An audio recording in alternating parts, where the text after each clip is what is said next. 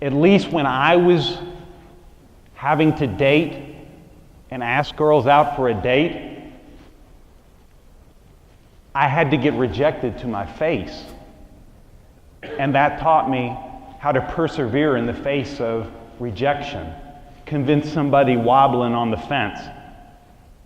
Those are darn sure skills that I use when I try to convince people why they should pay me for consulting services.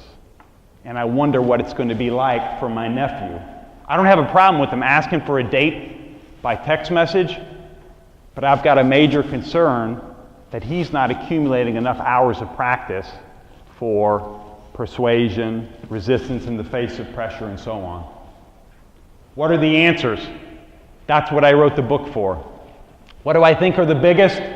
I'll highlight two. Every chapter in the book takes a violin skill and gives a set of steps that you can immediately put into good use. Because the good news about communication is that we actually have opportunities to practice every time we talk. Containment and restraint are two of the top. People ask, give me some violin ideas for a kazoo world. Here's 7. Learn how to stop an escalating conversation. It's in 2 chapters in the book. Then, once you know how to do that, because you don't have time to rebuild those core relationships because the damage can pile up faster than you can work it off, once you know how to do that, start practicing verbal restraint. That's in 4 chapters. It's that important. Practice the other necessary violin skills that you need. There's a chapter in there on explanations. That's really storytelling and/or sales. Fix a digital age quirk in your organizations. Digital communication has made life worse for leaders. How? It's too easy now to ask the boss for permission to do something and never have to decide on your own. In half of the companies I work with, the problem is very straightforward. Too many decisions have bumped the level up and they shouldn't be fielded. They're being fielded at too high a level. That's a decision-making contortion caused by the digital age.